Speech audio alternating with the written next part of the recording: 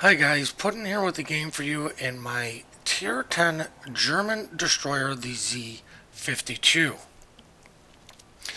Now, my captain skills are going to be Priority Target, Adrenaline Rush, Last Stand, Survivability Expert, Faster Torp Reload, Concealment, and RPF. My modules are going to be Protect My Main Battery, Longer Lasting Hydro, Better Aiming, Faster Rudder Concealment, and Faster Torpedo Reload. Now, I personally take Survivability Expert, just because I have a bad habit of eating a torpedo every once in a while, and a little bit of extra health usually means you can survive it, even with the hydro, because sometimes your hydro is not always running. But if there's a captain skill you'd want to change, that would be one of them. As you can see, we're on trap and we're heading towards A. Now, what you're not going to see is any god-like gameplay, any hard carry or anything like that. All I'm going to do is just do what I believe DDs should do, is just, cap, support the caps, and once you get control of the caps and the enemies running up in an area, kind of, pressure them. Now, I am kind of surprised we didn't see any ships on our way going to A. This is one of those maps where either both teams are going to do in BC play, or it's going to be split between, one team does AB, the other team does BC. But either way, we spawned to the south. There's 4 DDs. There's no reason for me to come down and see what is going on. Now, as you can see, my RPF is pointing at the little island where people like to hide out at, which is why I'm just dropping preemptive torps. As you can see, there is a ship on the cap. The difference is I'm going to stay. If all of my ships were heading towards the north, towards C, there's a good chance I would just abandon A. I don't have any help, and why get into a 1v1? Why get into a fair fight? As the only ship that I see that is coming this way is a Tirpitz, which means the Tirpitz is really, he's outgunned. The only thing he's got with him is obviously a DD. And as we can see by the mini-map, which I didn't at the time, is going to be the gearing. The shimming in black was seen up north. The Cossack was seen at B. That leaves the gearing as the last ship. I see the smoke cloud. I hit my hydro, and I immediately hit my speed boost. This is why I take the longer hydro module. Because you can get away with using your hydro a little bit earlier and then, rushing the area. But we get detected as the hydro picks up the gearing. I immediately slow down. I had AP loaded in hopes that it was the gearing. It was no we're going to see the gearing. It's just, they try to put you, tier 10 versus tier 10. So it was either going to be the shimmy or the gearing, and luckily it was the gearing. The reason I had AP loaded is because seeing broadside of this guy with German AP can do significant damage. Now, I do not know why the Tirpitz continue to push, but because I've got RPF and know where he's at, going to drop torps into there. And then the last thing I wanted to actually do was pick this guy up on hydro, because that means I'm well within my natural detectability, which is 6.1 kilometers, and I believe the hydro goes out to 6 kilometers now, but I just go with the old rule of 5.8 because that's what it was for the longest time, which is why I started retreating from this gentleman. And as you can see, at 6.2 we get back into concealment. I make the mistake per se of I myself get detected. I thought the smoke clouds were going to keep me covered. I could shoot this guy for free. It is a Tirpitz, and if he's got any sort of secondary build, he could put them on me. He's angled up to where I was going to use AG. At this point, I really should have switched to my AP a lot sooner than I did. But it was also trying to potentially destroy a torp tube. So he just couldn't torp one of our ships to the north there. Because this guy's playing like a... he's just throwing his ship away. As the AP comes in and finishes off the Tirpitz. Now, I'm still spotted. And if you can see by the rings down there, it means the carring's still in the area. He's still relatively close as my plume comes down, and it's like, oh, why is this guy here? Now, when I pinged the map, I should have said RPF is there. Just to let the team know, but he's still on camp, and you can tell that by we're not getting it. Which means he's sticking right where he has been, since the start. This guy should have taken off as soon as the Tirpitz went in and yellowed. Now, what I'm doing is I'm sending torps, and what would I be doing? I'd be positioned to try to hold his cap as long as possible if I was going to do something like this, and then just be able to run away as fast as possible. I would be pointing out. But this guy is pointing broadside to us, and this is why I have the AP loaded. As luckily I got that aim mod that just... or aim module that just helps my dispersion. I don't know what it's doing. But because I sent preemptive torps in the area where RPF was and this guy was last spotted, he eats a torp and dies, along with the from the AP that I was putting into him, which was really chunking him down big. The reason I went bow into him was just in case he sent torpedoes. I would hopefully only eat one on the nose. Like I said, I have a bad habit of eating torpedoes, and hydros down. But, you know what, we're not seeing anything. Gonna sit here in Cap A, but what I like to point out is, I do believe we lost to Seattle here, but as you can see, our battleships realized that there's no need to stay here. The Kurfürst did stay great. You know what? You can back me up. Awesome. Well played to at least one ship staying to support the destroyer.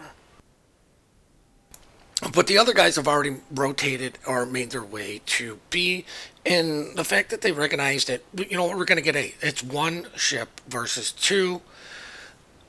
We should be able to cap it. Now, like I said, the Goering, if he was going to play this dangerous game, should have had his nose pointed towards pretty much just getting out of there, just running straight away instead of his nose pointing straight into the mountain, which was broadside to all of us, to where he could just hit a smoke cloud and just get out of Dodge. But seeing, the mini-map, most of the ships are still on the southeast side of B, which is what I'm going to do. I'm going to just kind of sail straight and go for, with those guys, harass those guys. We have plenty of ships around B. B's not even being contested. But the other thing is, this Cossack is low health. He's fighting a Yugumo, which hats off to them for realizing that Japanese destroyers have guns and can effectively deal with DDs at range because of the shell arc. Is a lot better than, who he's fighting. He's fighting Cossack, which kind of has high, slow travel time to where the Japanese don't, the hindrance to the Japanese is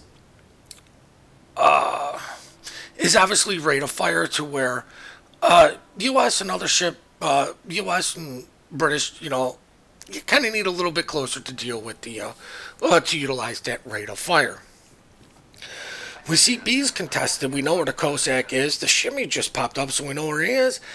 And then we see the black. So what I want to do is set up for a 2v1 against this black. The kid's on the other side. I'm on this side.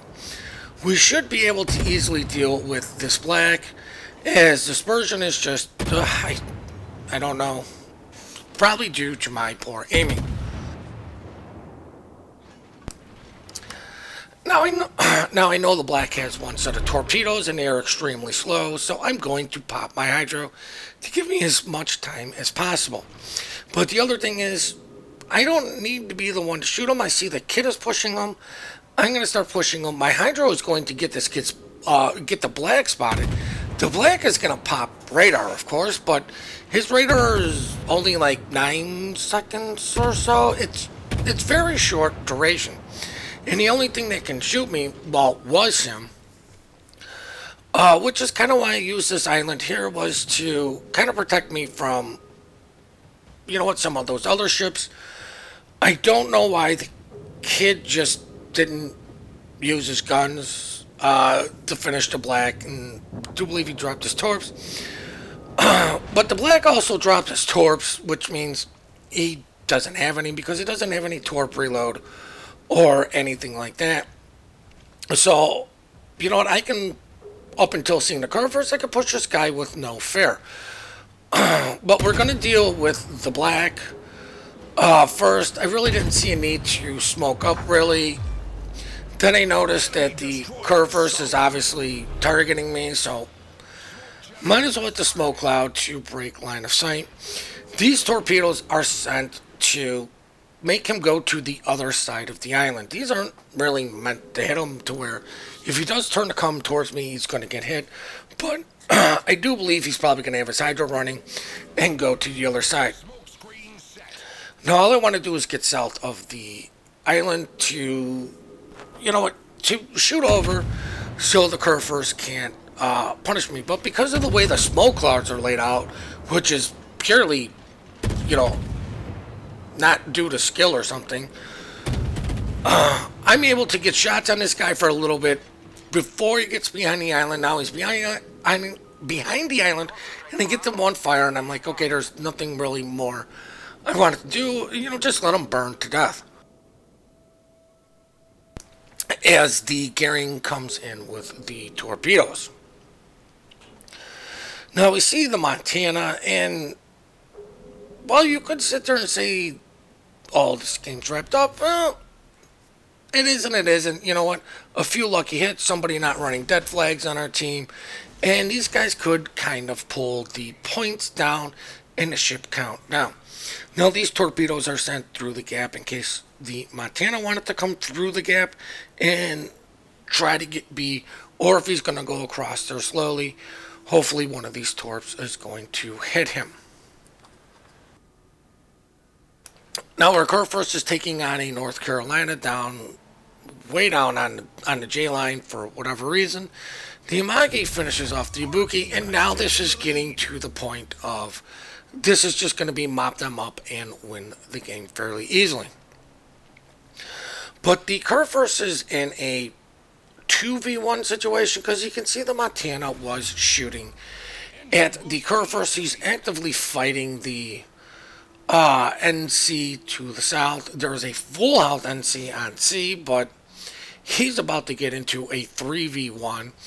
The Montana is in, well, could potentially be in a 2v2, because I don't know what the gearing's doing. The gearing could help those guys to the north with the North Carolina, which now puts the North Carolina on a 4v1.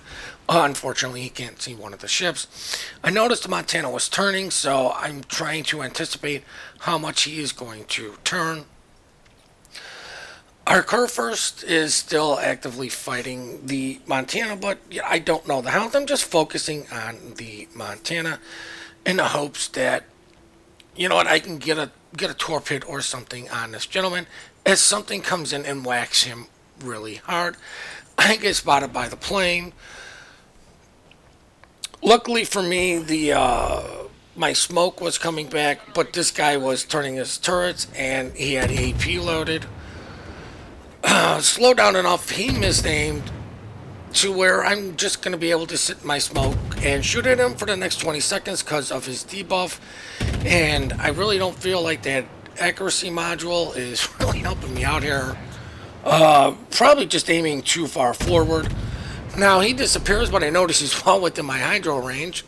Now he's only sent one set of torpedoes, and I am holding on to the second set. There was a small 2-second delay. I get the fire on the guy.